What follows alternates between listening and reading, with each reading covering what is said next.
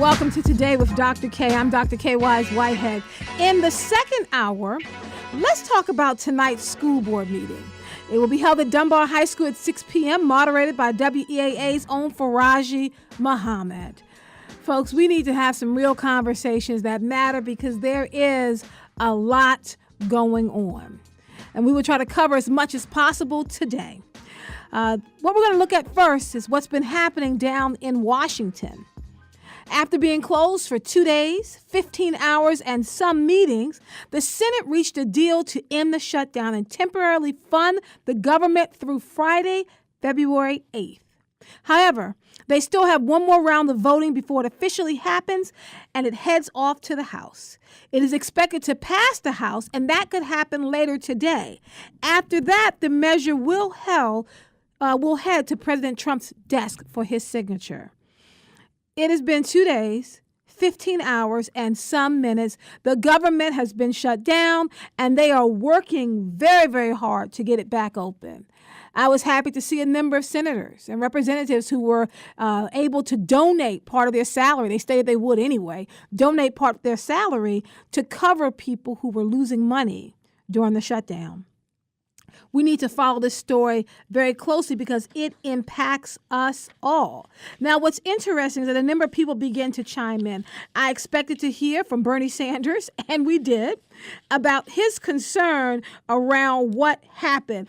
We have a number of clips. Why don't we work through the clips as we begin to talk about what has been happening and begin to understand whether or not they're going to be able to get through this difficult part, and then what's going to happen on February 8th. Folks, we're dealing with only short-term solutions here. These are Band-Aids on the real problems, and they are not doing very well in making these things count. The government, as of this moment, is still shut down.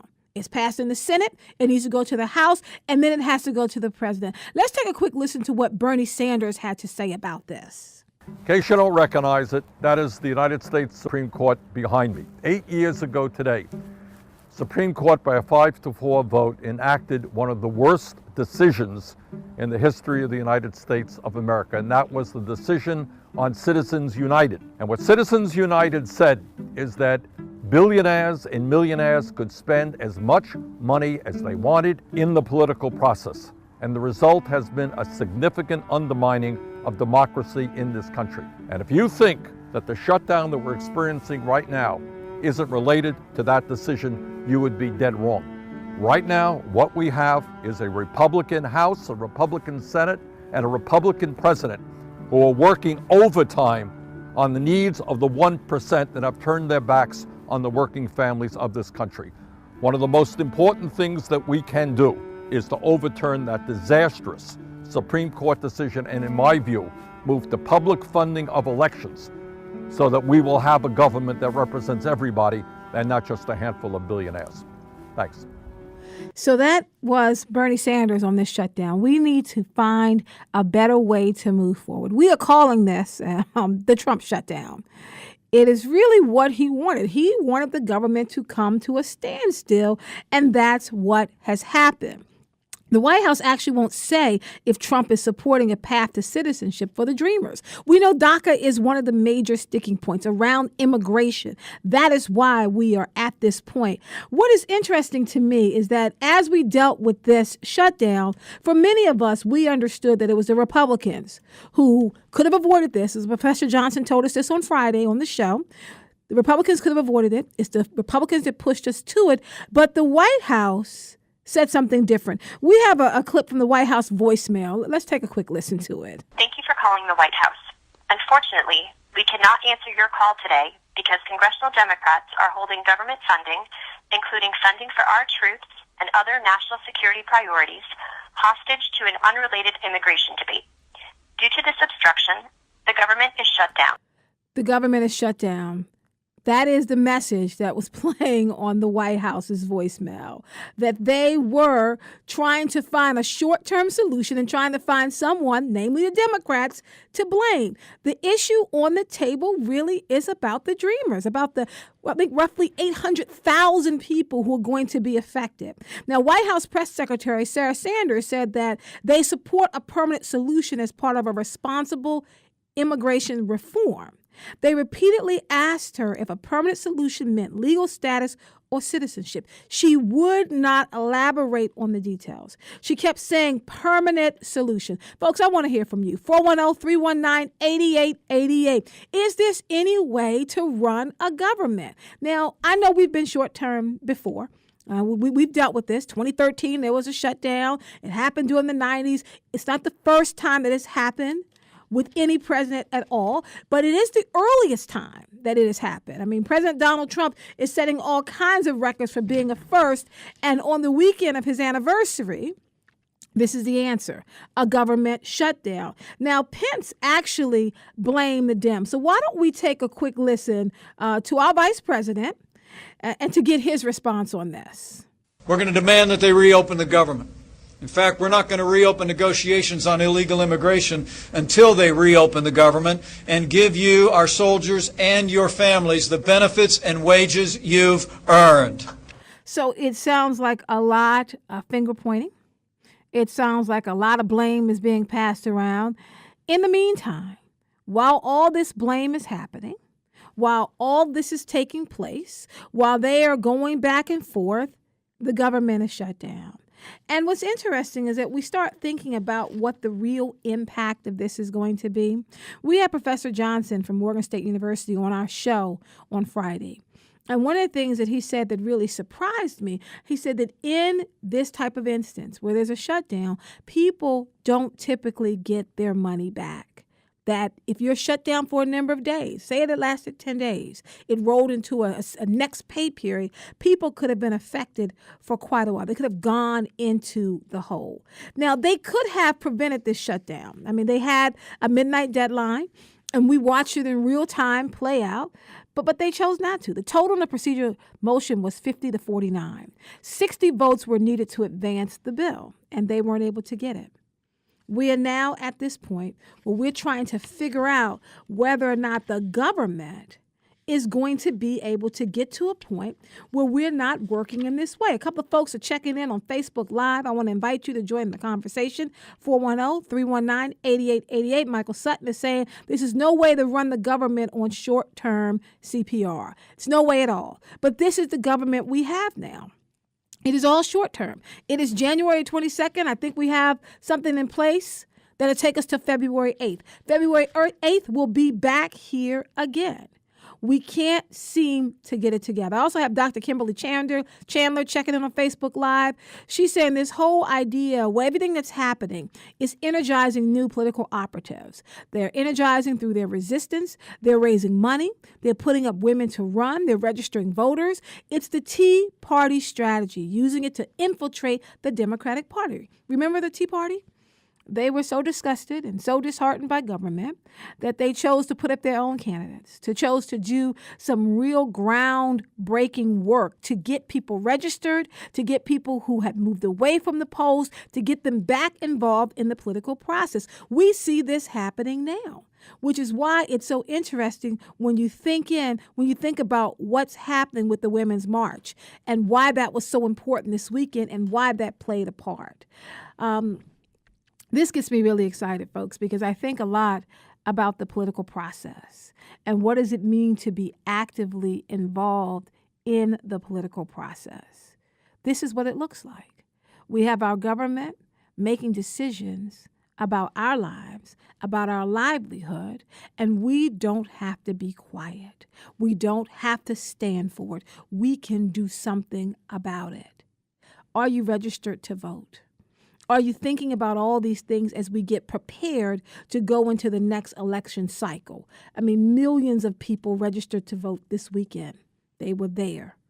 And so now it's time for us to make good on that promise that we have made, that we're not going to allow the government to go in this direction. We've got to do something about it.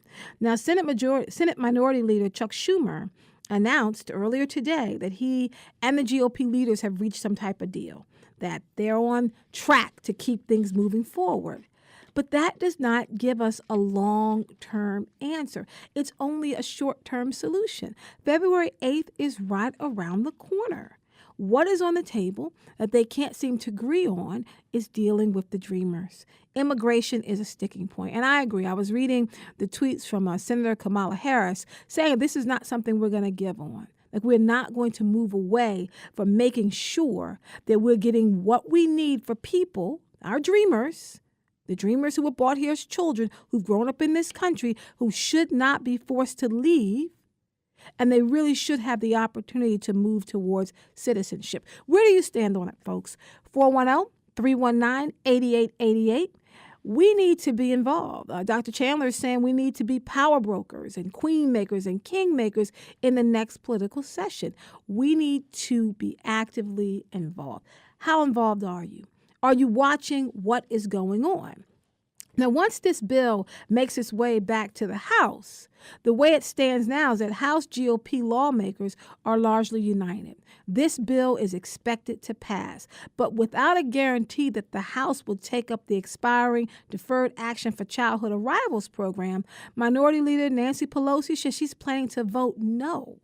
And this is all according to a senior Democratic source from CNN, that she says if they don't say something about that, and they're very clear about what's going to happen with DACA, she is going to vote no.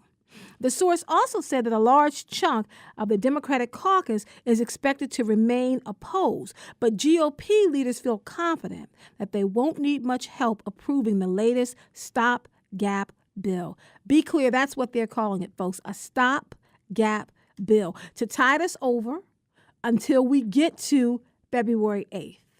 I'm not sure if this is going to work. It has been a very long weekend, and I've been checking in with people that I know who are affected by this, who were concerned that they were going to lose money, who were concerned that if they wait this out, they're not sure what's going to happen. There was a short-term feeling where they were happy that it was happening, but over the long term, it was not. So, folks, at this moment, we are checking in with Senator Ben Cardin, who's going to talk us through exactly what is happening and give us a sense of what Marylanders should be focused on now. Senator Cardin, welcome to the show. Okay, so Senator Cardin will call us, and we'll check in with him, and we will see what's happened. So, folks, we are going to continue to make our way through what is happening with the news. When we come back, we're going to figure out what the next steps are, what is happening with the House, and what we should be focused on with Marylanders. Keep it here. This is Today with Dr. Kaye. I'm Dr. Kaye Whitehead.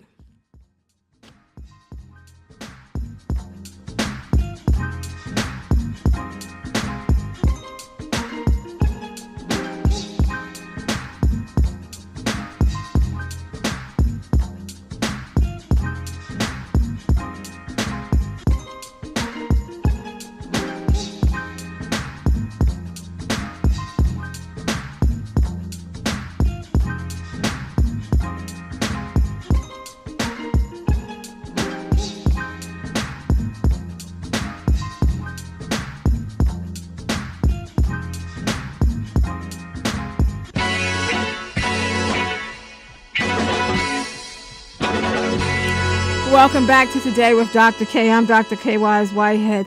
We are talking about the government shutdown. So far, the Senate has approved at least a short-term stopgap measure. Next, it goes to the House, and then it heads to the president, who is actually very happy.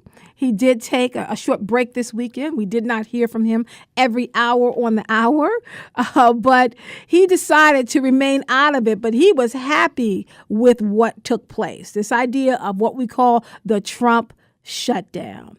I mean, is this really the fastest way to fix the system? I mean, folks are chiming in here on Facebook Live. Beverly is asking that question. Do we fix the system by just putting in a stopgap measure?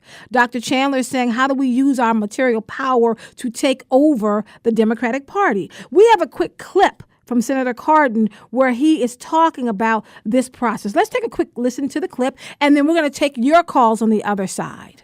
This shutdown to get government back up and a path forward.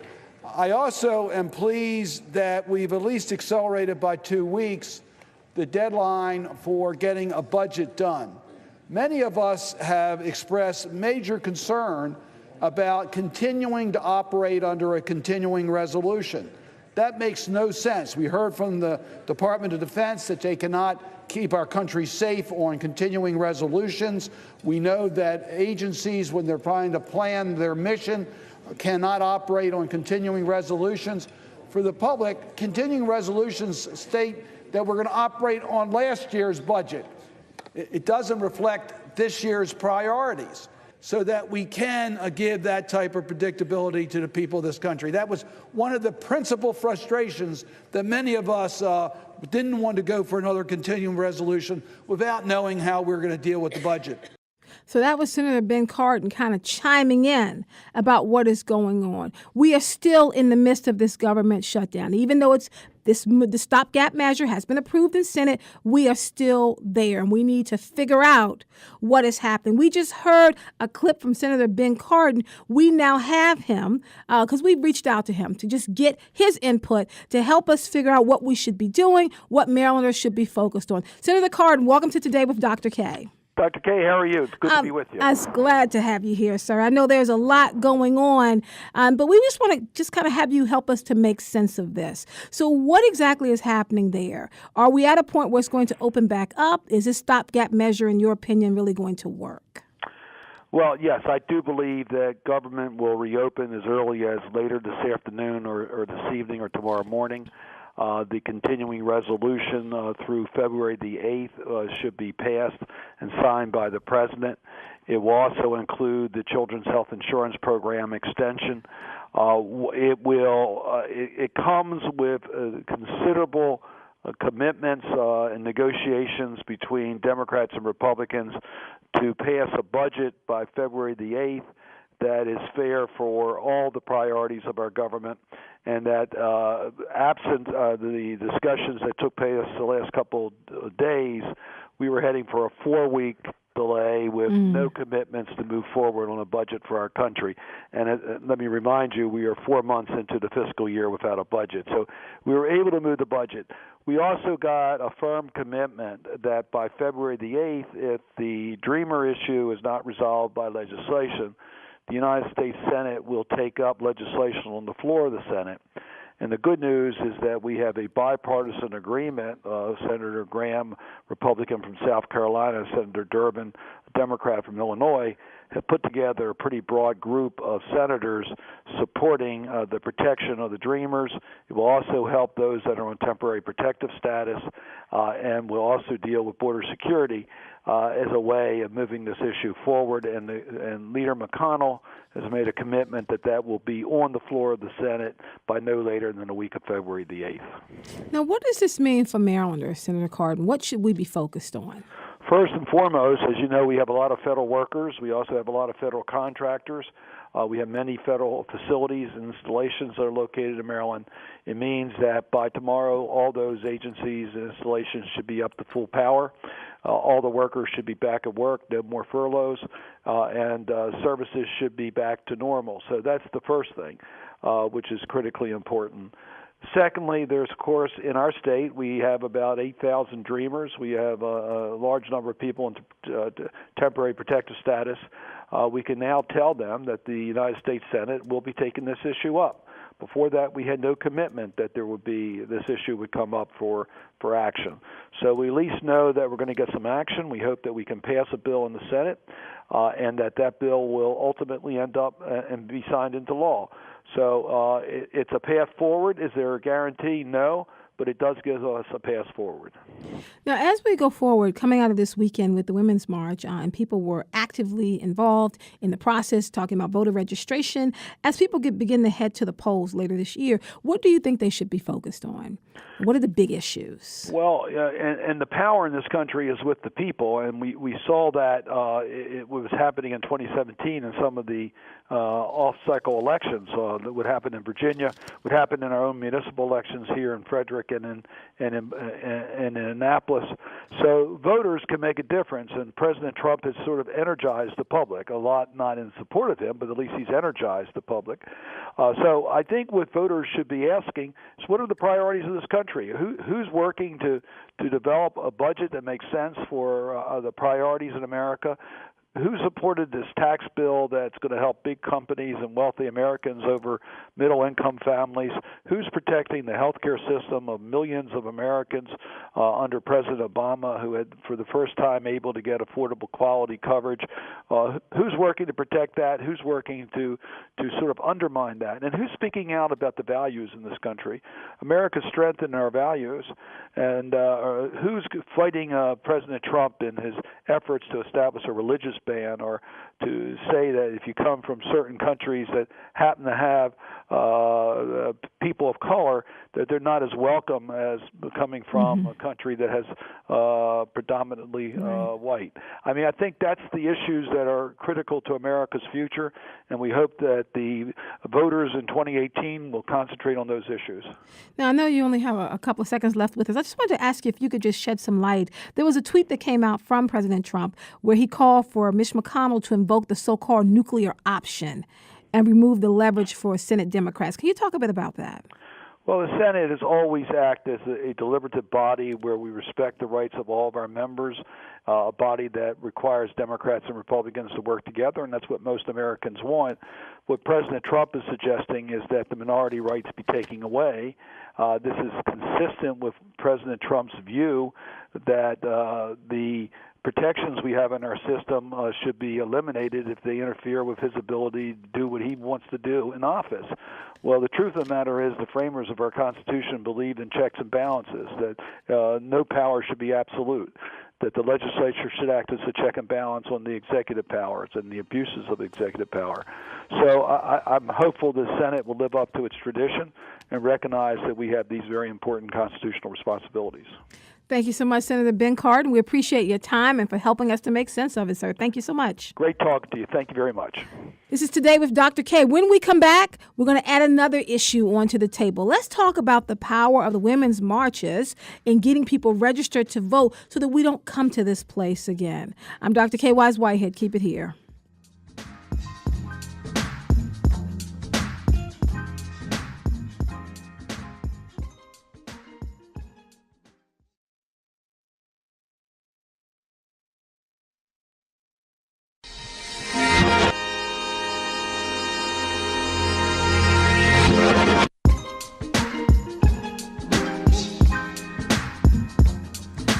Welcome back to Today with Dr. Kaye. I'm Dr. Kaye Whitehead. We are adding items onto our table talk to continue to peel through what is happening around the country and in some cases around the world. We have definitely dealt with the government shutdown. We're standing by to see what happens once it hits the House. The Senate has approved the measure, a stopgap measure to put in place until February 8th. At the same time that the government was shut down this weekend, we saw a time of reckoning for women all over the country. This year, we saw more women run for office. We saw women confront those who use power to perpetuate a culture of sexual abuse, harassment, and coercion. Tarana Burke's #MeToo movement gained major momentum this year. And I mean this year in terms of the Trump year. Not from January to now, but since Trump has been in office, we have been dealing with a time of reckoning for women. So 1 year after the historic Women's March, where you had 5 million people marching around the planet in opposition to this current president, women flooded the streets again. Women, men, and others broke out to make sure their voices were heard. They were rallying for justice on everything from immigration to racial and gender equality. We have a clip from the voices from the march. Let's take a quick listen to it. We are the majority vote. I don't hate the women who were in the Women's March. I just disagreed with them. I did vote for Trump. I am very pro-life. Women who are pro-life, I think, should have been involved. Women who voted for Trump should have been involved. Women who held different viewpoints, where all women can be respected. I don't feel like I've been left out, but, I'm a white, middle-class, straight woman. So, quite frankly, I have, that perspective, and I recognize that that is a perspective of privilege. It says a lot about who we are when we take care of our most vulnerable citizens, and I don't think we do that.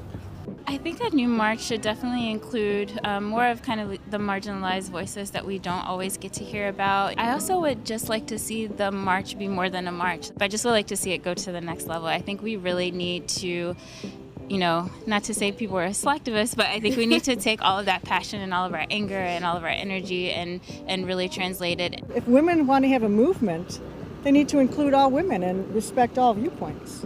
Black, white, born, unborn, old, young, rich, poor, political, right, left.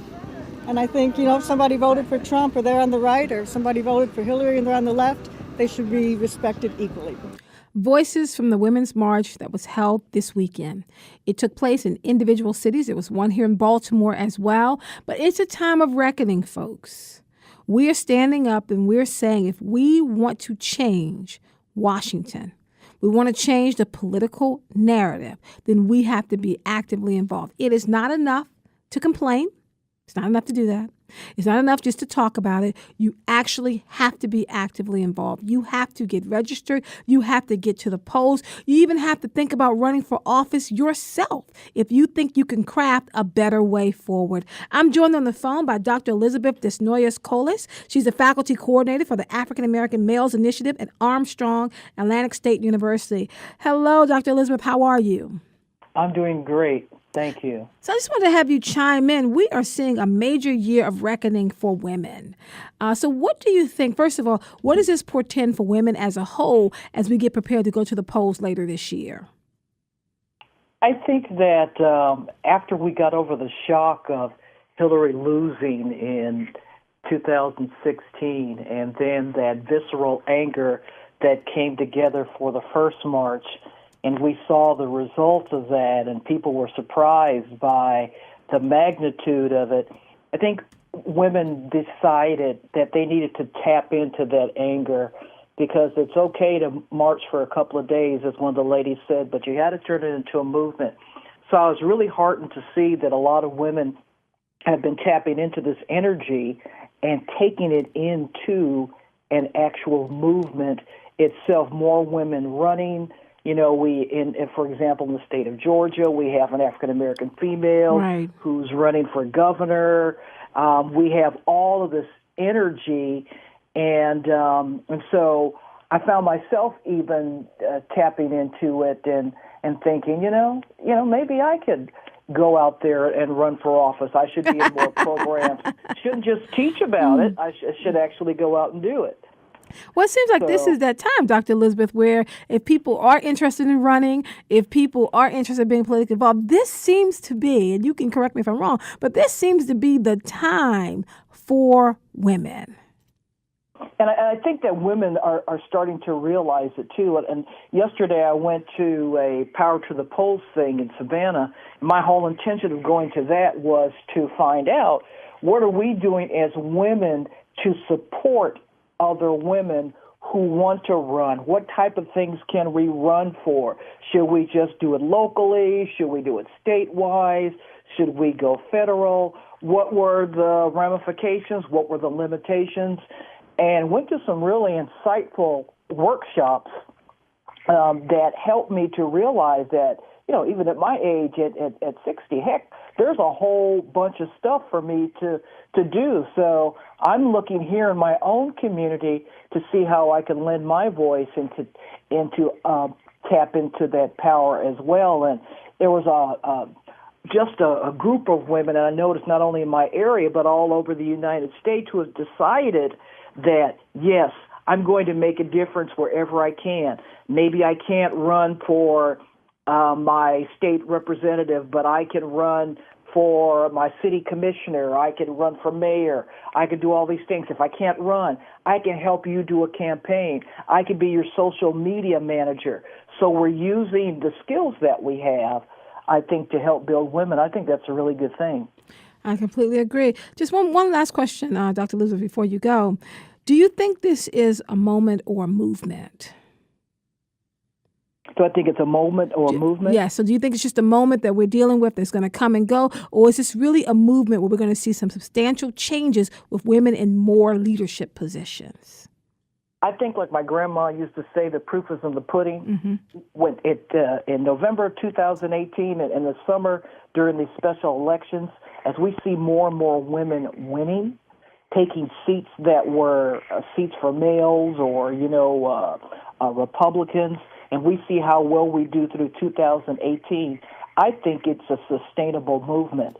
But it's really going to depend on if we can get past this hashtag mentality of, I'm going to do this for a couple of months, then I'm going to stop. If we can sustain it, I think it's really going to be a movement that is, that's really going to be something that we're going to remember historically.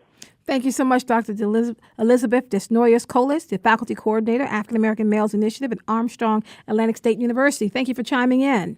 Thank you, Dr. Kaye. So, folks, we are in the midst of a historic weekend in a lot of ways. We had the Women's March, the anniversary of it that took place all around the country. We had the government being shut down again. All of that happened within a 2-day period. But I want to ask you, what are you signing up to do in 2015? In 2018, what are you signing up to do where you're going to make a difference? Are we in the midst of a moment or a movement? I'm saying 2015, it is 2018. I need to keep my mind focused on where we are at this moment. We have Donald Trump in office. We have women marching all over the country, women and men and others. We're looking to put women into positions of power and leadership. When we march back to the polls, what are you willing to do? What are you actively involved in to change this political landscape and the narratives? Give me a call at 410-319-8888. I have Dr. Lee Kimberly Joy Chandler on the phone. Dr. Kimberly, how are you? Hey, I'm doing great, Dr. Kaye. How are you? I'm doing well. So talk to me here about what took place this weekend and your feelings about whether or not we are in the midst of a moment where people are kind of doing performative wokeness around women's issues, or are we in the midst of a movement where it's going to be some fundamental changes that take place? Well, we've already had the moment that has spurred the movement, and that's always how it has worked. Our history has shown us that. We can go back to Montgomery and the bus boycott. That was a moment that spurred a movement, and it's always started with women. We have to remember it wasn't King that initiated that movement. It was women, and the same thing has happened now. And so, as my colleague and sister said, of course, there's going to be hashtags. Right. There's always going to be hashtags, and we're going to keep those hashtags. and they're going to spur other hashtags, right? But it's going to be sustainable this time. And what I love about what's happening is that women understand, that we're going to use our inherent qualities, right? We're always we know how to do things. We know how to do more than one thing at a time. And so we can march. We can use social media while we're marching. We're on our phones.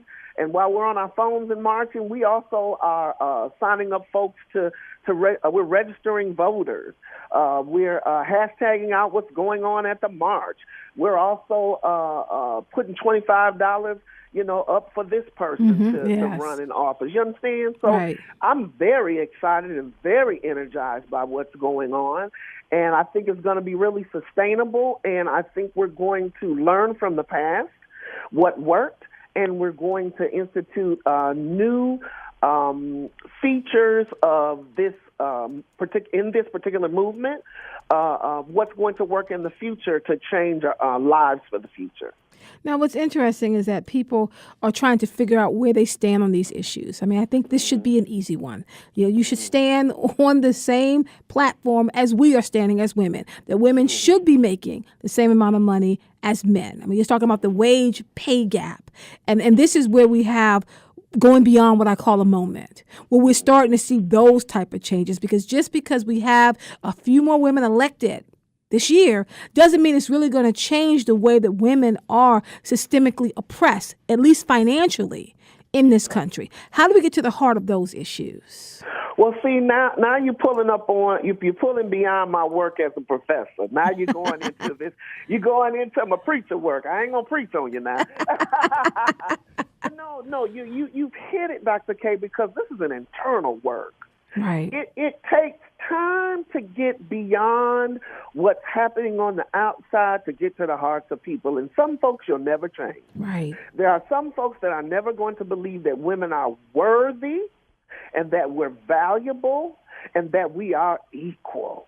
There are some people that are never going to believe that we are made in the image of whoever they believe we are made in, and that we are the same, that our blood, that our minds, that our brains, that we are all the same, that we just have different chromosomes.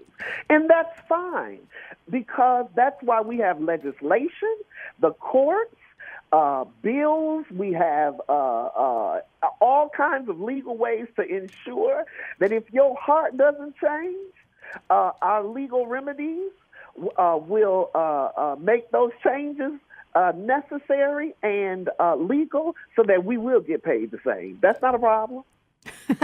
Well, we have a clip of Viola Davis, the actress who was given so much power and life to me when she went to the Golden Globes, dressed in all black with her black fro. Like, I'm really feeling Viola Davis now. But I have a clip of her speaking at the Women's March in L.A. Let's take a quick listen to it. All right.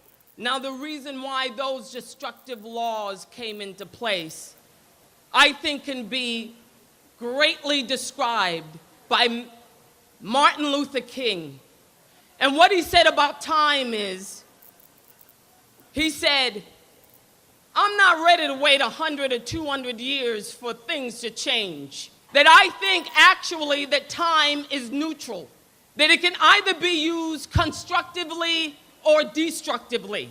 That human progress rarely rolls in on inevitability. It is through human dedication and effort that we move forward. Because really, at the end of the day, we only move forward when it doesn't cost us anything. But I'm here today saying that no one and nothing can be great unless it costs you something.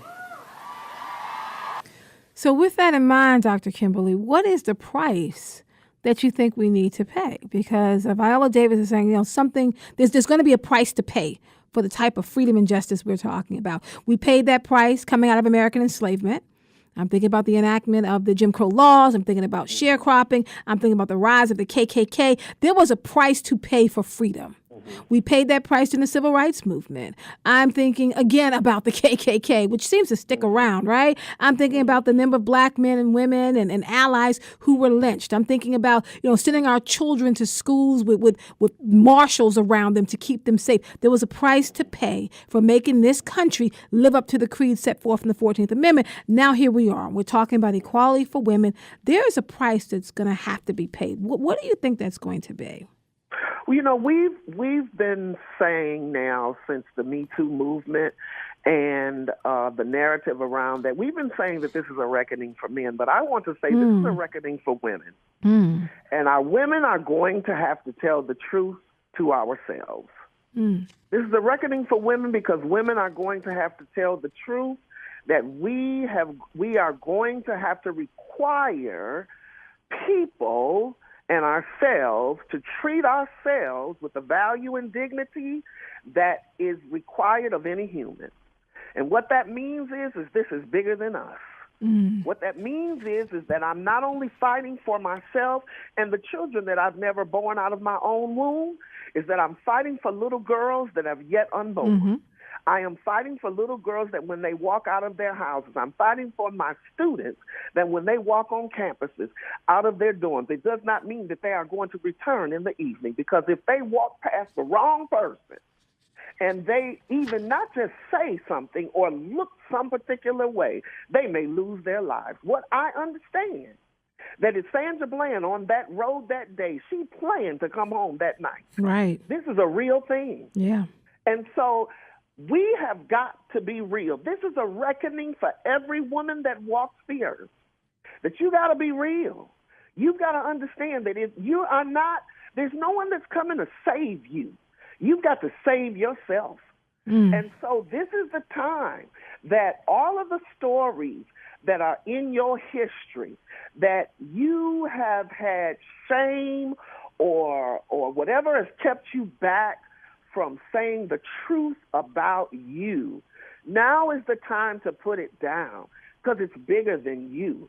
And you've got to put the shame where it belongs. Right. You are valuable, you have dignity, and it is time to play to win.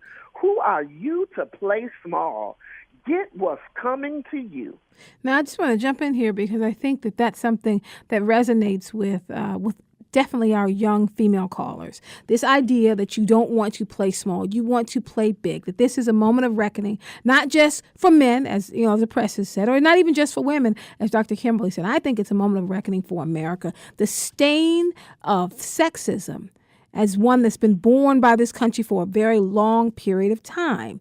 And we're now reckoning with it finally. We tried reckoning with it during the first wave of feminism, when you're talking about coming out of American enslavement. We had the second wave of feminism, which was really dealing with wages and trying to break into and break through that glass ceiling. We moved into the third wave of feminism, talking about, Black and brown women all over the world. And now here we are. We're in this fourth wave, which is Me Too. But Dr. Kimberly, I'm trying to figure out how in the midst of the Me Too movement, what has gotten lost is Black Lives Matter. If you just go back, a year and a half or so ago, the big issue on the table was Black Lives Matter, coming out of 2015, coming after the murder of Trayvon Martin. And, we could go through all the names. We could say, Trayvon and Eric and Mike and Rakia, and Freddie Gray. Like, we could just name them all. We had the election with this new president, and all of a sudden, Black Lives Matter is on the back burner. We're dealing with Me Too. How do we get that issue back onto the table? Maybe to connect it with Me Too. What do we do with this instance here? Well, I think we have to remember that when it comes to these kinds of movements and moments, none of this stuff is linear. And none of this stuff is pretty. There are no roses and flowers, and nothing is perfect. We've got to remember that as a people, and especially my brothers and my sisters that are on the ground, because sometimes we can spend too much time complaining and critiquing what's going on instead of making a donut. You understand what I'm saying? Right. Instead of doing the work, doing the hard work. Lemonade. You understand? Now, the reason that we have, quote unquote, lost Black Lives Matter is because we've forgotten who started Me Too. Right. And who we've seen on TV dealing with Me Too has not been the face of the person that started Me Too. Right, Tarana Burke. Now, you have brought it to the fore, so now let's make the donuts. Right. Me Too is every single person, every story that has echoed Me Too. Me Too is me. African-American Black woman, professor, Kimberly Joy Chandler, that was abused from the ages of 4 until 12, that is living, breathing, not surviving, but thriving today. Do you hear me? Right, I hear you. So that's what I mean by this is our reckoning. Right. Today, every single person must tell their story. And not only tell their story, I got something for you, Dr. Kaye. It's not just Me Too, it's me first. Yes.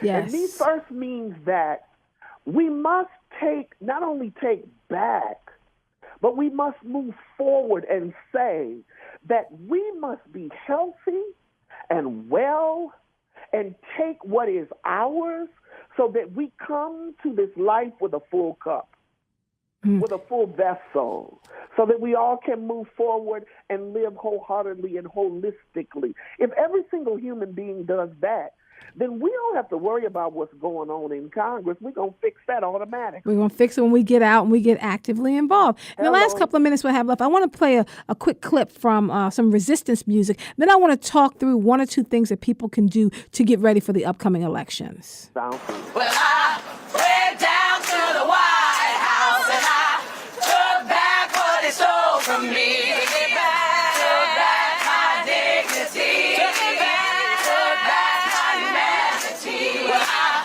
went down to the White House and I took back what they stole from me. Took back my dignity. Took back my humanity. Under under my feet, under my feet. Ain't gonna let the system walk all over me.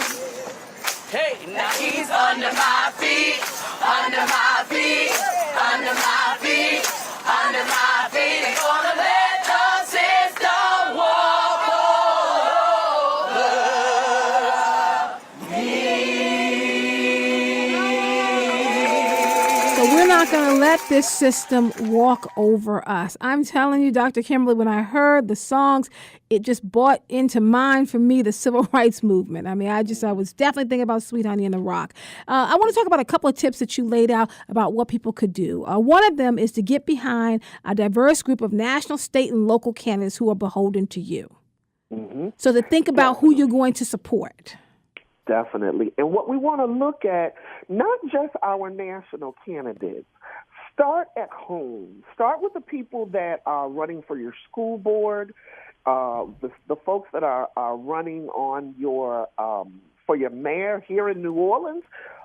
We have our first African-American female mayor. And how did it happen? It happened, the folks right here in the neighborhoods that worked and sent their $10 and $25. Right. And that's how you start. Everybody can do it. But first of all, those people that are out here in the grocery stores and in the churches that always have these wonderful ideas about how we can make it better, run. You need to run. Right. And then use your circle of influence. Your circle of influence can bring in their dollars, their tens, their 20s, and meet at the coffee shop, meet in the beauty shop. That's how you mobilize your people together. And one by one, you can make it happen. And then work on the state level. Okay. Then work on the national level. That's how you make it happen. Now, you also said to not just march, because I think marching is fun and it's important, but to also make sure you're registering other people to vote. That's right. When you're marching, come on, women, you know how to multitask. When you're marching, you set up your kiosks and you register folks to vote. And then you have your community organizations and your organizations that are there planted on the sidelines that are already doing the work, and they're passing out their paraphernalia. You also have your organizations there that are doing the work in health and wellness and that are providing services to people who need it. Use that multitasking that you do on the regular basis to provide services, but also to empower people as you are marching. And so that's this idea. You don't just march, folks. You march and you register people to vote, and then you make sure they get to the polls. I mean, there's nothing wrong with setting up your car and taking folks back and forth to get people out to vote. That's right. Dr. Kimberly Joy Chandler, she's an associate professor at Xavier University in Louisiana. Thank you so much for joining me. Thank you. So when we come back, folks, the big school board town hall is taking place tonight at 6 p.m. at Dunbar High School, moderated by our own Faraji Muhammad. We're going to talk about what we should do to get ready for that, and we're going to kind of have a plan of action for what you should do when you walk into that town hall meeting. This is Today with Dr. Kaye. I'm Dr. Kaye Wise Whitehead. Keep it here for a quick update from MTA. Good afternoon. We have on the mark trains. On the Brunswick line, train 873 operating 5 to 10 minutes late. Camden and Penn trains are on schedule. Light Rail Link does have a 10-minute delay, and the Metrolink is operating on schedule. On the Local Link buses, the Yellow Line eastbound diverting at Washington and Berry for construction, westbound at Washington and Cary. For the MTA Transit team, I'm Kirk Kroenke on 88.9 FM, WEAA, the voice of the community.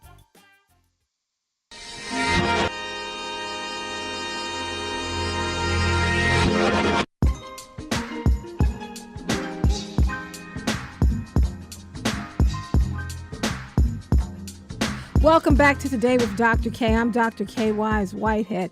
We have been talking about what has been happening nationally, from the government shutdown to the Women's March, but there's a lot going on in Baltimore City as well.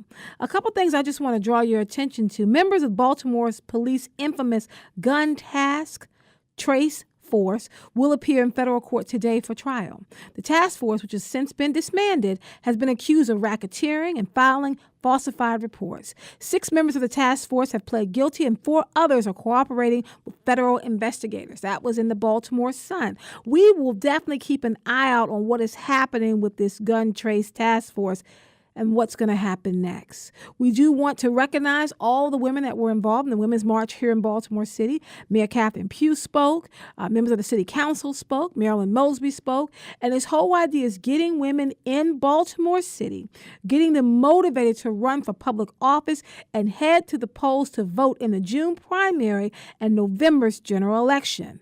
That is important, folks. We want to make some changes here in Baltimore City. Additionally, we're going to find out very, very soon why we didn't end up on Amazon's short list for potential cities for a second North American headquarters. Now, officials from the online retailer said they're in the process of reaching out to the city, reaching out to us, and the roughly 200 others who submitted bids to tell them why their proposals didn't move forward. I, for one, I'm very interested in finding out why Amazon is not coming here. Yes, Amazon is a behemoth. Yes, Amazon is a giant. Yes, Amazon sinks its tentacles into every place where it resides. Amazon will also open up jobs for people. So we want to make sure that we know what is happening. Additionally, I think we talked about this on Friday with our new police commissioner, Darryl D'Souza. He embraced this concept known as hot spot policing, in which he sent out, he said he was going to do this as of Friday, every hour on the hour, he was sending out more police officers, these foot soldiers, to patrol areas of the city that are known for being high crime. He was focusing on problematic businesses as well. So there was a lot of skepticism with this, what we call this over-policing that was happening this weekend. We're going to keep an eye on that and see whether or not it has worked and what the next steps will be. And now tonight, we have a town hall. If you remember, it was Tuesday, January 9th, that we had our first Baltimore City Public School meeting since all those pictures and all those stories surfaced of children and staff trying to keep warm and when temperatures were around, 40 degrees and below. They were cold, blue days. Hundreds of people went out to City Hall. We were talking. Hundreds of people went over to North Avenue, talking, complaining, protesting.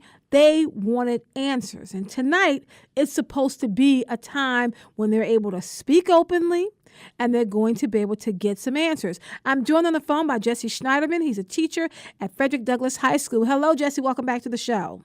Hey, Dr. Kaye. How you doing? I'm fine. So you were at that school board meeting on January 9th in that very small room where only 10 people were allowed to speak, even though there were 1 or 2 people who did not have the mic who spoke anyway, right? So what is the purpose of tonight? I think tonight is more appeasement than anything else, sadly. I think they realized that they were wrong to only let so many people speak. I think they realized that there were a lot of people who wanted to speak their mind, even if just therapeutically. And so tonight was for that. And what's striking to me is they set this up before that school board meeting. There were flyers going out during the school board meeting about tonight. So they must have assumed that it was going to pop off kind of like it did. Now, with this in mind, because I mean, some of this feels like what's happening down in D.C., right? A stopgap measure. People are angry, and so they come out, and what you do to kind of bring down the tension is you give them a date a couple weeks ahead. It's now warm. I mean, it's very warm outside. It's been a beautiful weekend.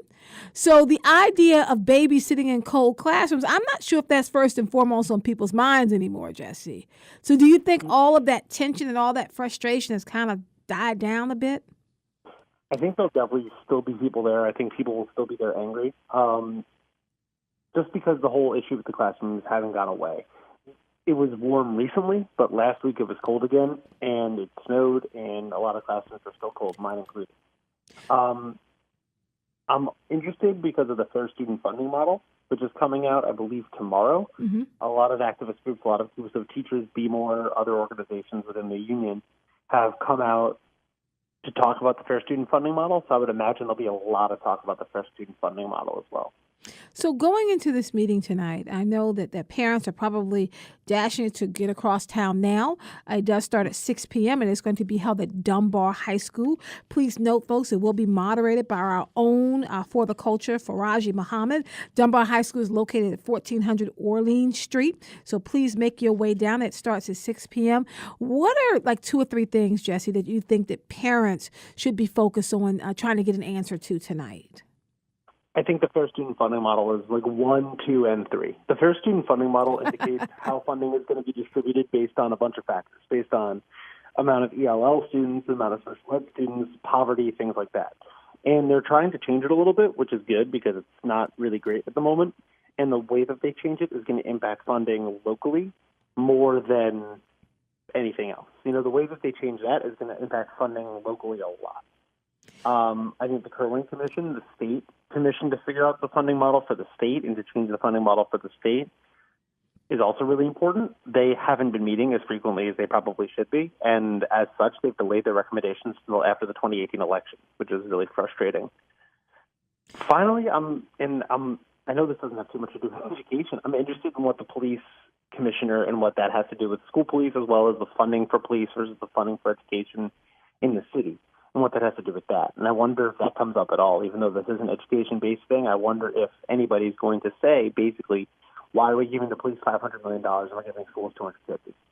Now, if you just joined us, this is Today with Dr. Kaye. We're talking to Jesse Schneiderman. We're talking about tonight's town hall meeting that's going to be held at Dunbar High School. I'd like to hear from you folks. What are some of the issues that you think that people should be addressing tonight when they walk in there? So, Jesse, you mentioned just a minute ago about school police officers. Can you explain what that looks like in a school like Douglas High School, for example? So our school police officers are present. They're not really called in to deal with behavior issues so much. They're present for if a parent comes up to the building and or other unwelcome guests, you know, family members who are there looking to fight someone because of what someone else said, come up to the building. But in a lot of schools, and I'm fortunate not to work in one of these, in other schools they're used as hall monitors. They pull kids out of class for, you know, things as vague as disrespect or insubordination. And that's 100% unacceptable. I personally don't think police should be in schools at all just because of the image and the optics and what it tells our kids about what we think about them. But when school police are used as hall monitors and school police are used to pull kids out of class for disrespecting a teacher or something like that, or school police are putting second and third grade students in handcuffs for throwing a tantrum, which I know for a fact happen at elementary schools in this district, it's unacceptable. And for that reason, mostly because I don't really believe in the city's ability to adequately train its police, I don't think police should be in schools. Well, then I'm just wondering, as a former school teacher, and there were parents who came up. This is not every parent. It was definitely not every parent, all parents. But there were some parents who came up who had some other things they wanted to put on the table. They were not there just to have a meeting with me about their child's grades. They were coming up angry because they wanted to confront me in a physical manner.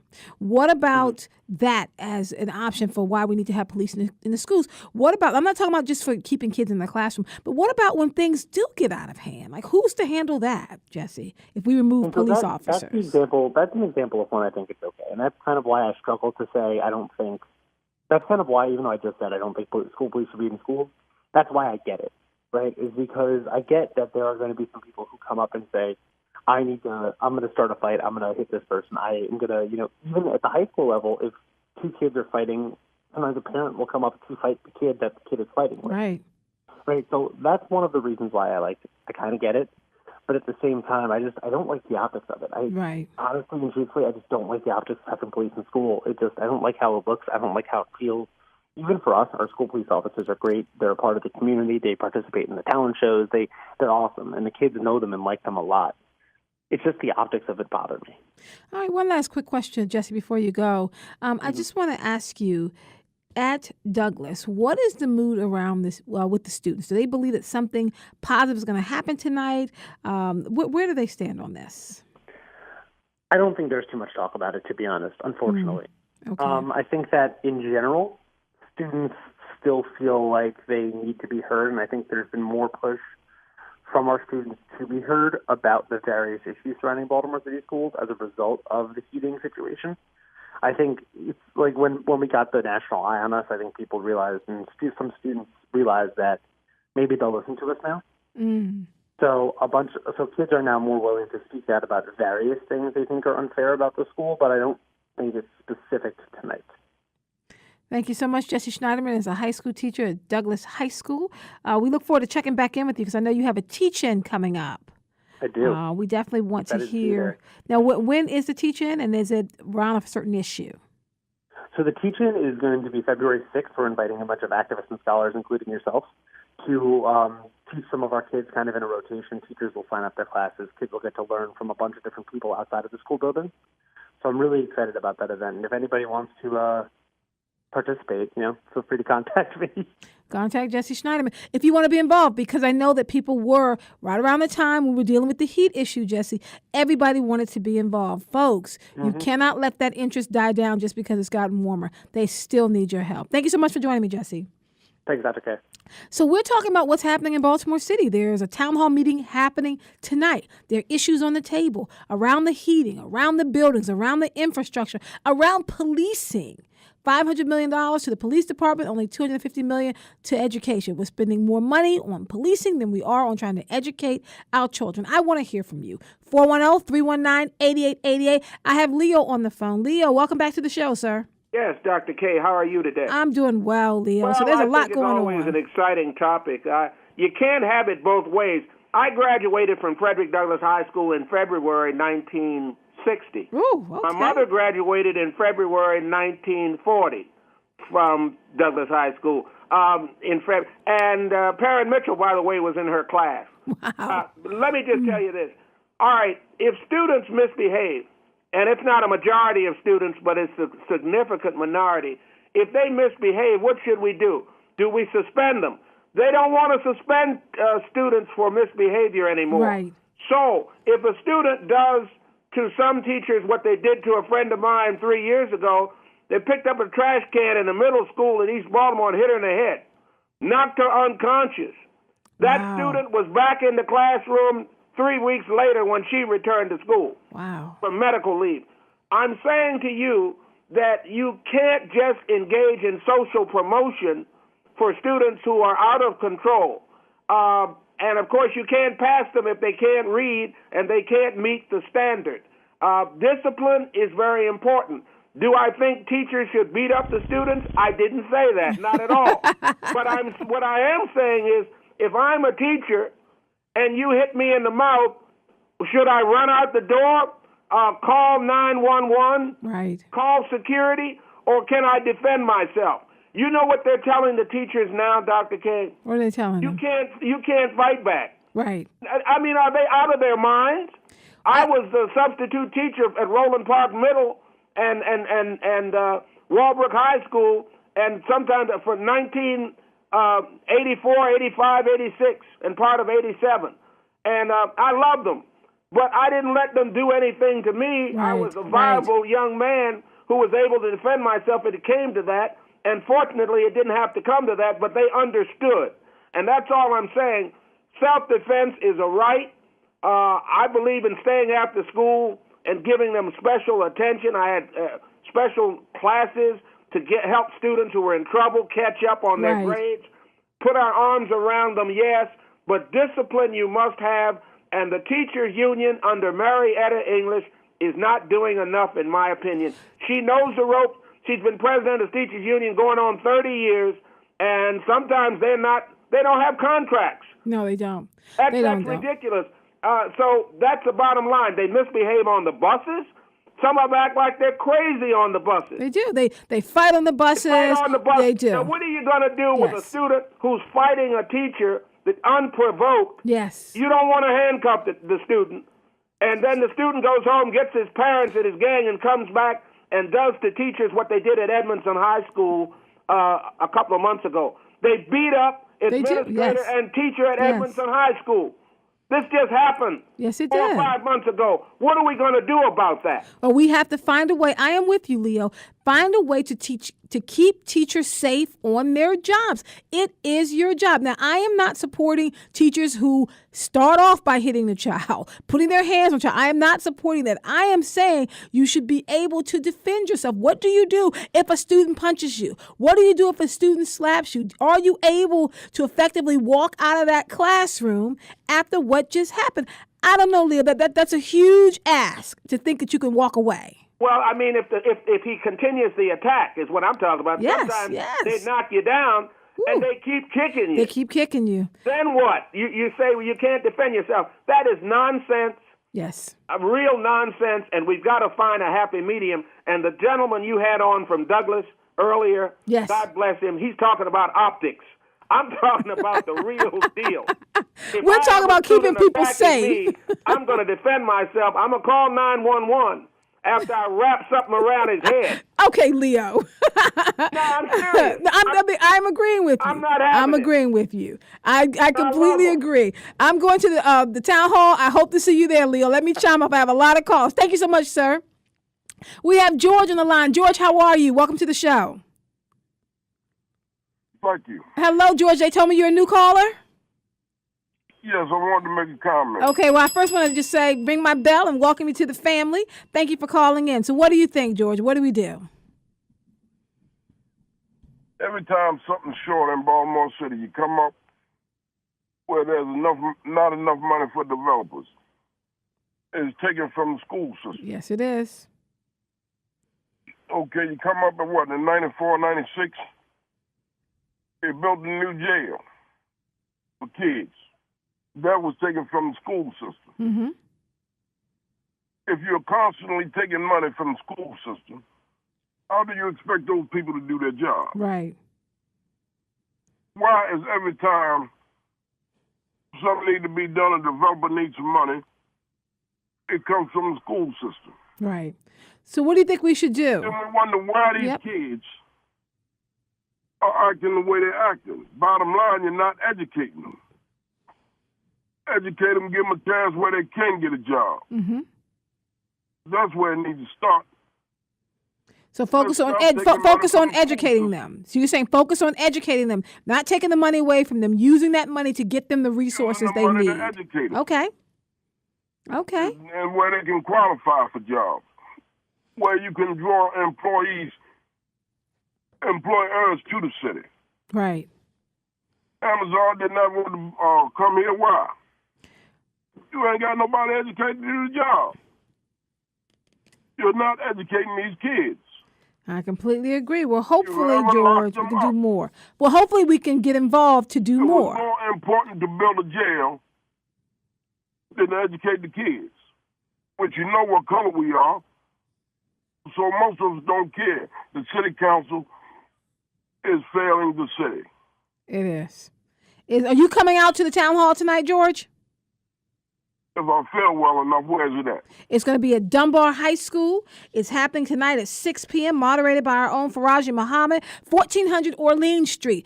I'm with you, George, and the only way we can change this system is to show up at these meetings and put the pressure on to make some real changes. Thank you so much for chiming in.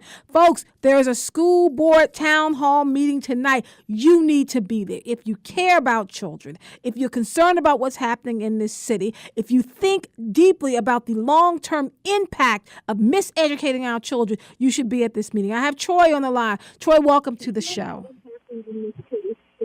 Troy, can you turn down your radio, please? Troy? All right, Troy, are you with us? Dr. Kaye. How you doing, sir? Let me ask you, me and my girlfriend were talking about this the other day. Listen, I went to Douglas High School. I graduated in 1981.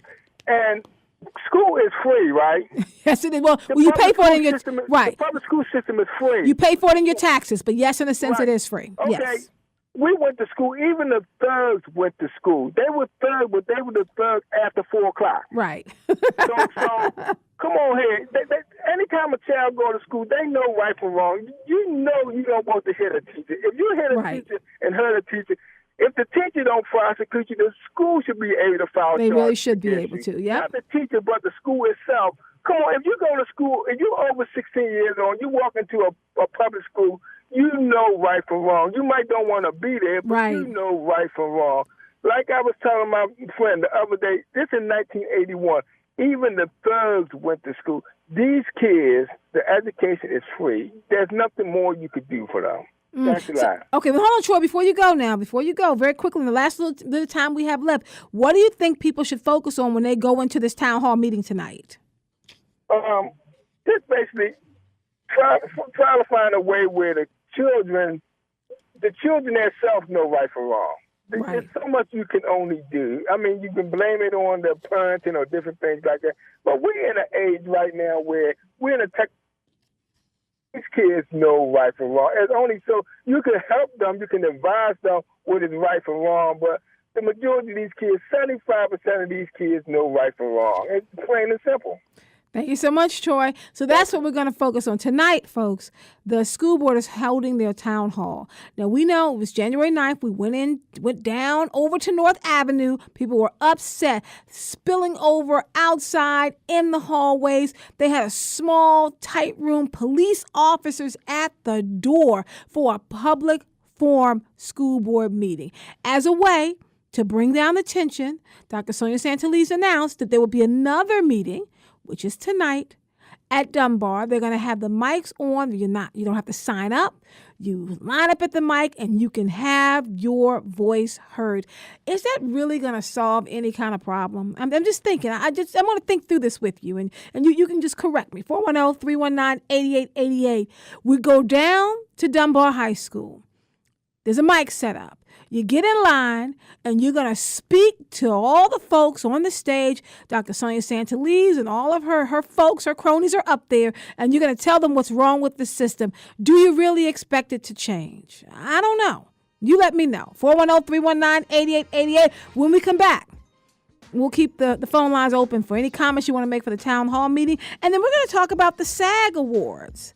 Our entertainment person is in the house. Phinesse Demps is here. He's going to help us make sense of what happened at the SAG Awards. This is Today with Dr. Kaye. I'm Dr. Kaye Wise Whitehead. Stay with us.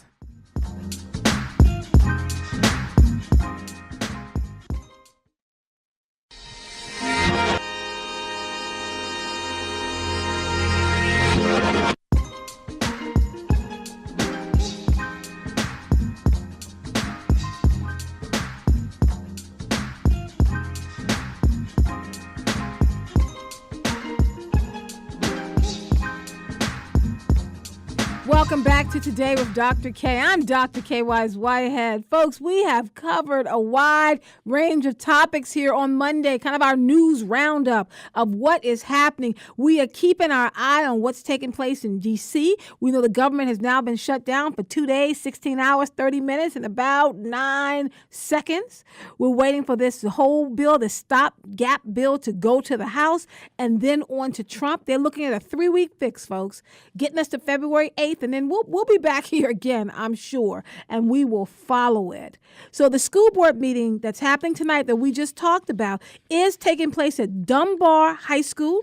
It starts at 6 p.m. It goes until 8 p.m. It is being moderated by our very own Faraji Muhammad from For the Culture. Dunbar, Paul Lawrence Dunbar High School is located at 1400 Orleans Street. Make your way down there. They're going to have the mic set up. Dr. Sonia Santeliz and all of her cronies will be there to hear your concerns, to hear your issues. And we have a lot of them, folks. You should be concerned about the buildings in this city where we're sending our children to go to school. They look like jail houses. You should be concerned about the infrastructure where the heating systems are not adequately working to keep our babies comfortable in their environment. You should be concerned about the over-policing of our babies as they go to and fro. You should be concerned about a city that is more committed to putting money behind the police than to putting money towards their children. You should be concerned.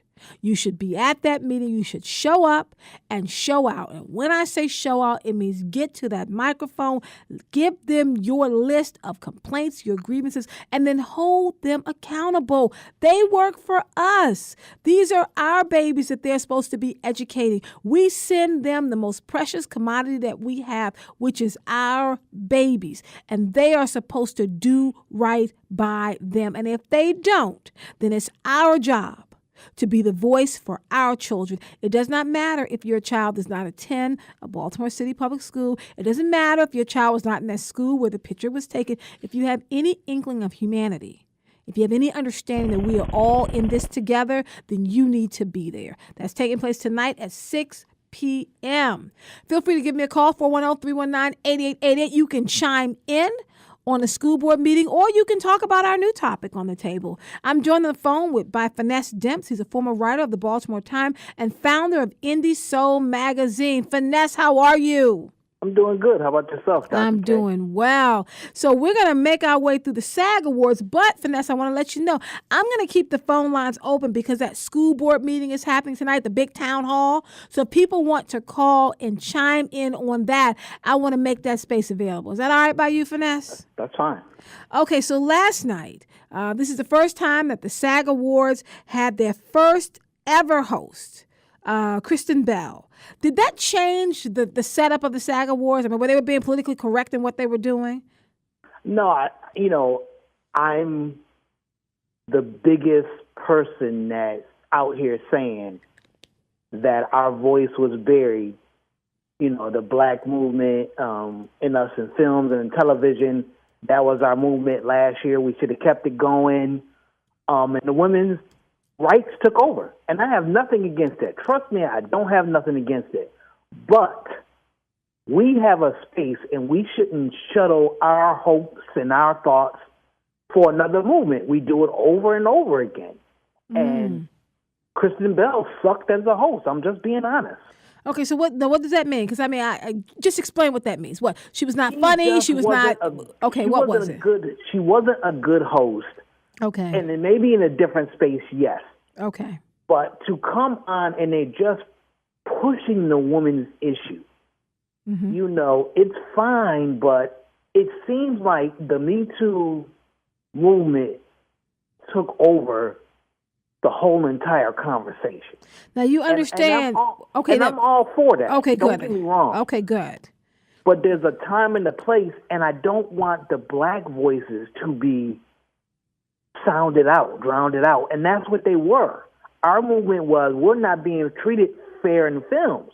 They come back this year, and as well, women not being treated fair in films and how we're treated in life and in pay. And I get all that. But don't forget about us. And we always get left out. And I don't care who you have on the board. You got Kerry Washington and a few other black women on the board. I get that. That's good. But don't forget about us. And that's what always seems to happen. It doesn't matter what it is. They always forget about us. And we got to, and it's up for us in black media. We have to keep it going. We have to keep the conversation going. We can't let it die. Now, okay, I just want to add in. Now, I agree with you. We should not let it die. But for some of us, for myself included, as a black woman, I see it kind of as Kimberly Crenshaw laid it out, and this notion of intersectionality. That term was pushed forward by the Combahee River Collective about 40 years ago. Black feminist poets and writers said, I cannot separate my color from my gender or from my class status. Intersectionality takes all of those into account. So it's hard for me to say, well, I got to make sure I'm pushing the black agenda, because for me, Phinesse, the black agenda is part and parcel of the women's agenda. Both of them are there. I can say Me Too as well on both ends, with racism and with sexual harassment. Cool, I get that. But I want people like you that are in that position to make sure you're loud about it and don't let them forget about it. And that's the issue, is we're not seeing that. We see it to a point, but then when you have the masses of other folks that are in there, they drowned out that point. And you can't drown out that point. We still have to be talking about it. And they can't get upset if we do talk about it, because it's still not fair. I completely agree. Now I want to get to a caller, and then we are going to give some SAG Awards, folks. We're going to lay them out for you. We have Linda on the line. Linda, welcome to the show. Hi, good evening, Dr. Kaye. How are you? How are you, Linda? Thank you for calling. Okay, look, I'm blessed, and I just wanted to call and make a statement, concerning every situation that we are faced with in this land.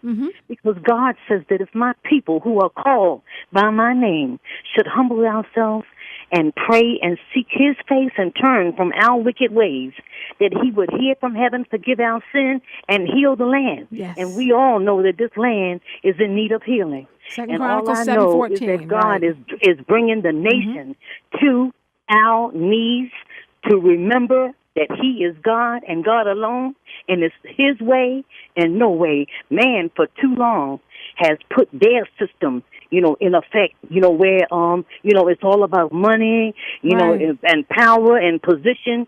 But, baby, let me tell you something. If you don't stand for something, you'll fall to anything. And it's time for us to take a stand and stand in the power that God has given us, that he expects for us. Thank you so much, Linda. God bless. Love you. Yes, God bless you too. Thank you for calling. So, folks, take into account what Linda has said, and I'm going to make Phinesse a very awkward transition here from what Linda just said to talking about the SAG Awards, because I want to make sure that we cover them. So last night with these SAG Awards, a couple of comments that you made, Phinesse, that there were a number of black shows that were not nominated. Power, Being Mary J., Greenleaf, Issa Rae's shows. So they were not even in the room. Talk about like the lack of diversity when it comes to that. Not just with This Is Us, but in these other shows. So I'm glad you brought that up. So this is what happened. And it's nothing wrong. I understand it. There are shows that are white that I don't get into because I don't understand it and I don't see me. I get it. So what white folks tend to do in this space is they gravitate to something that they can agree on and they like. So This Is Us is it. They don't see Power. They don't see Greenleaf. They don't see none of those shows. Right. And what needs to happen, you need to change the rules and say, if you're going to be on this board, you have to at least watch 5 episodes of the shows that are being nominated. Okay. Because right now, they're not doing that. I get a whole bunch of stuff, and I'm required to watch it. They get nothing.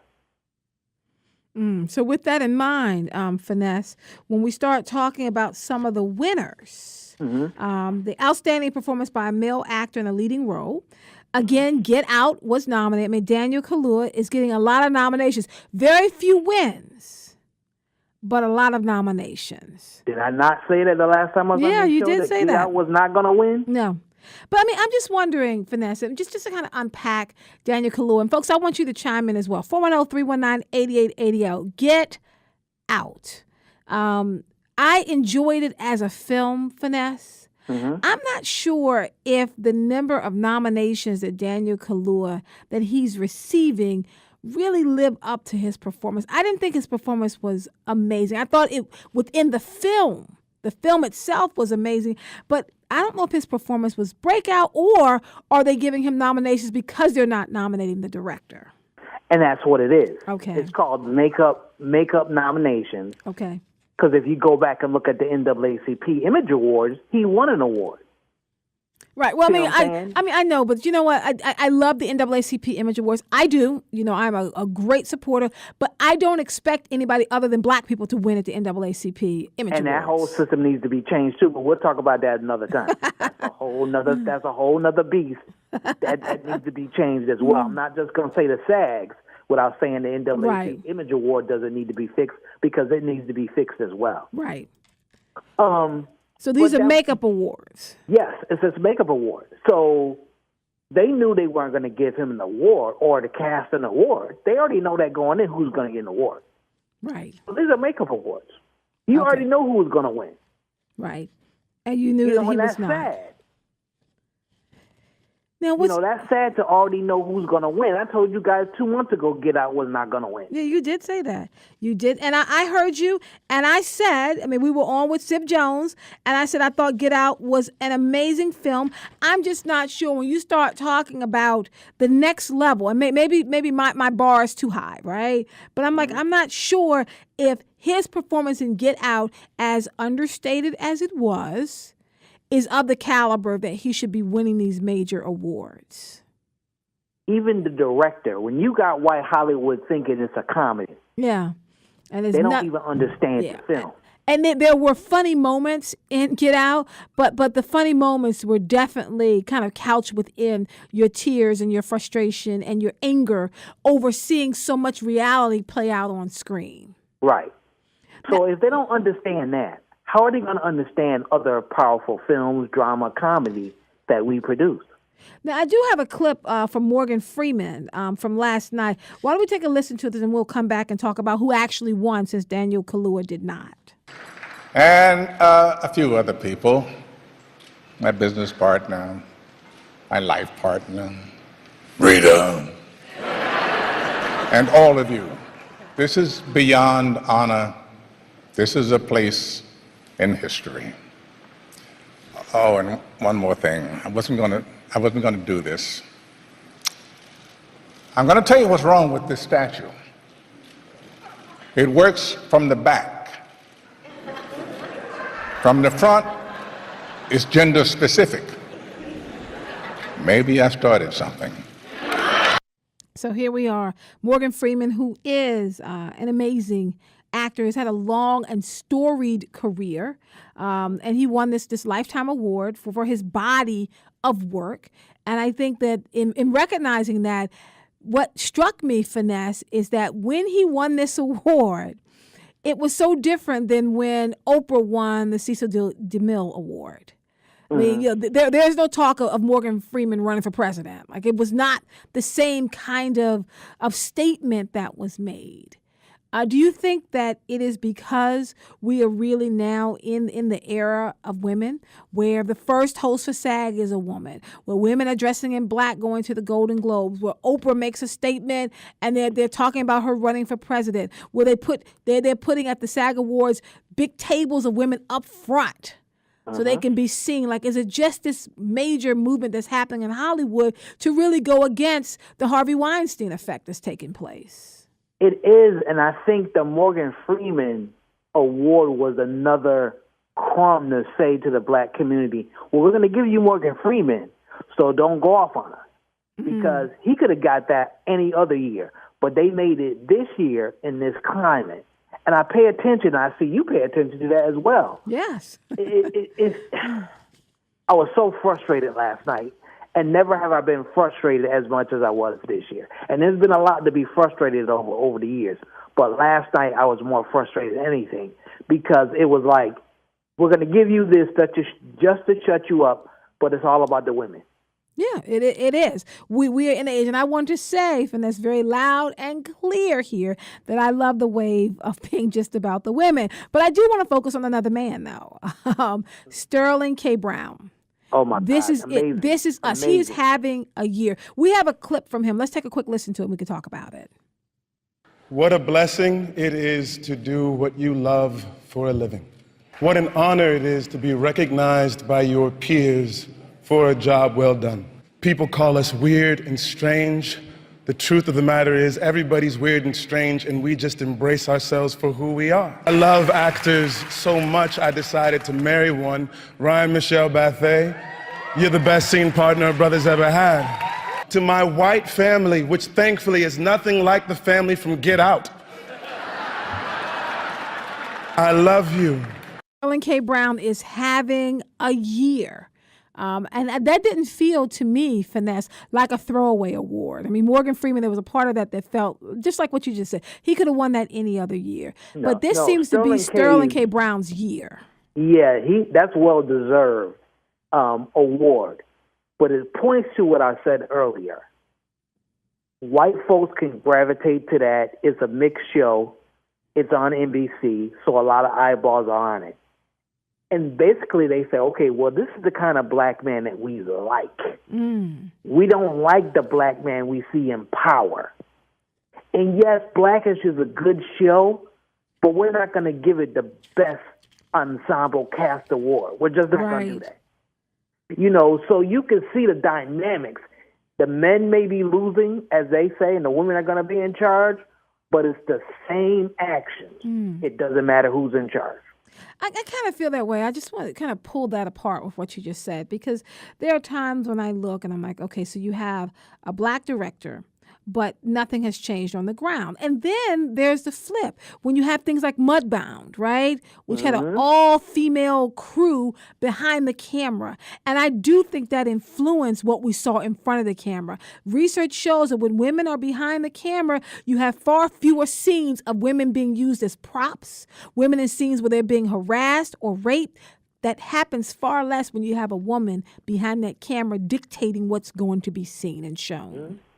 And that's why they made it a point to make sure there is some visual depiction. There was Mary J. Blige up front. They had her giving out an award because they want to give that off as well. Orange is the New Black.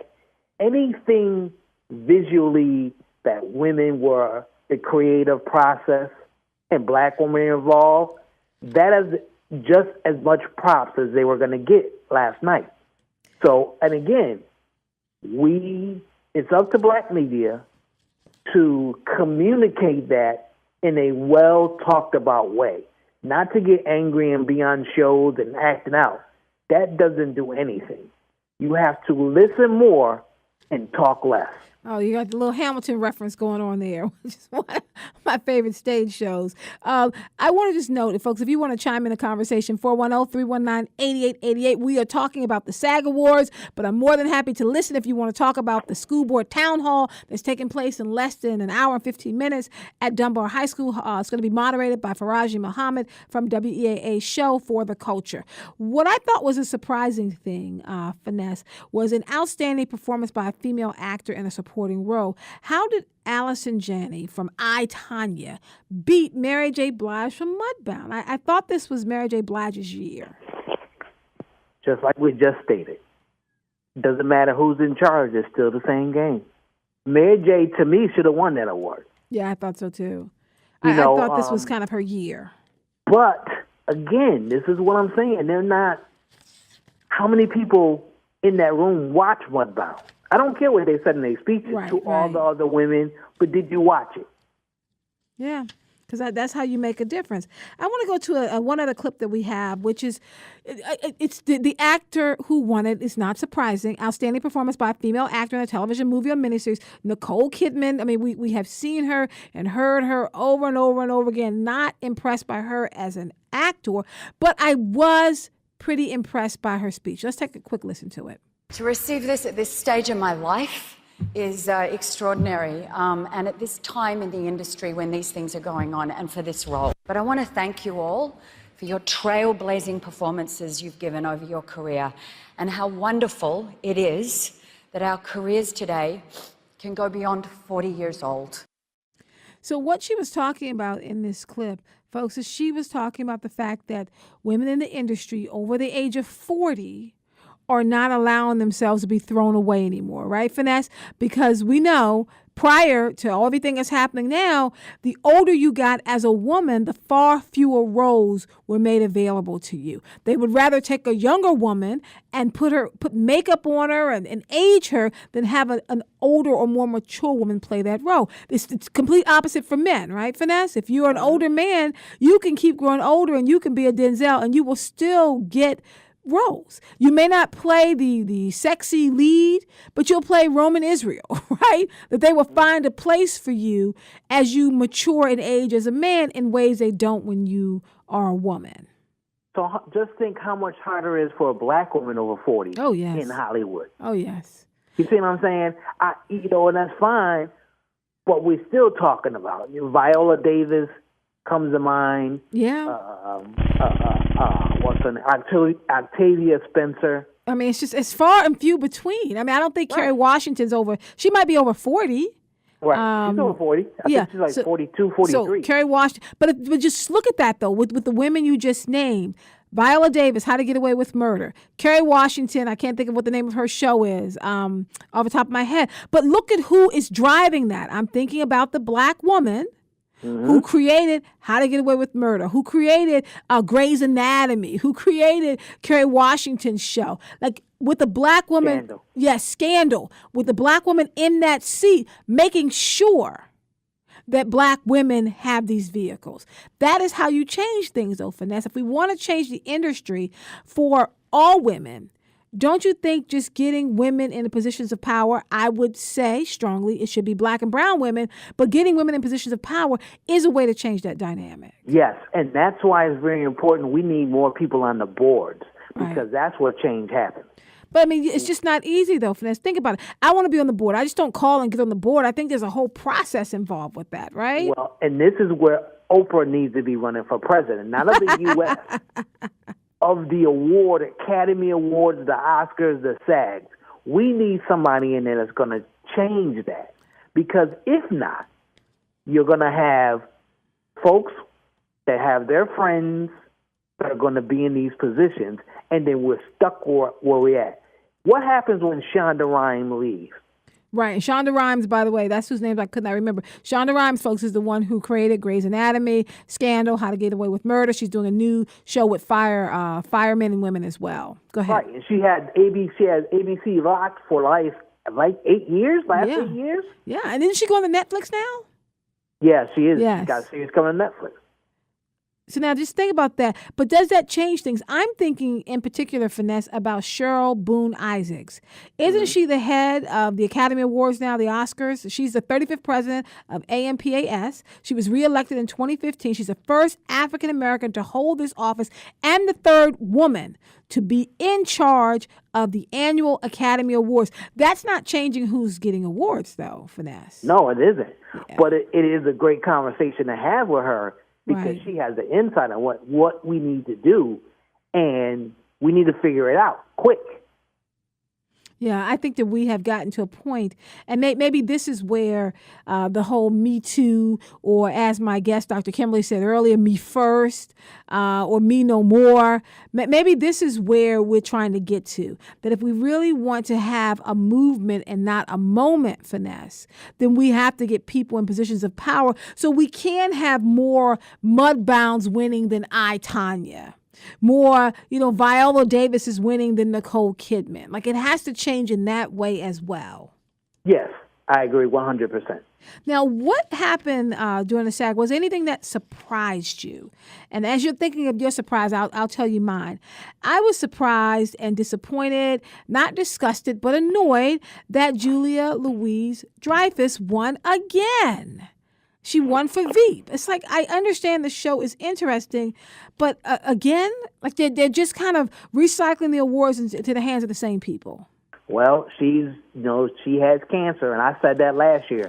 Because she has cancer, she's going to win again next year. And that's exactly what happened. And she got outstanding performance by an ensemble. I mean, Veep beat Orange is the New Black and Blackish. Yep.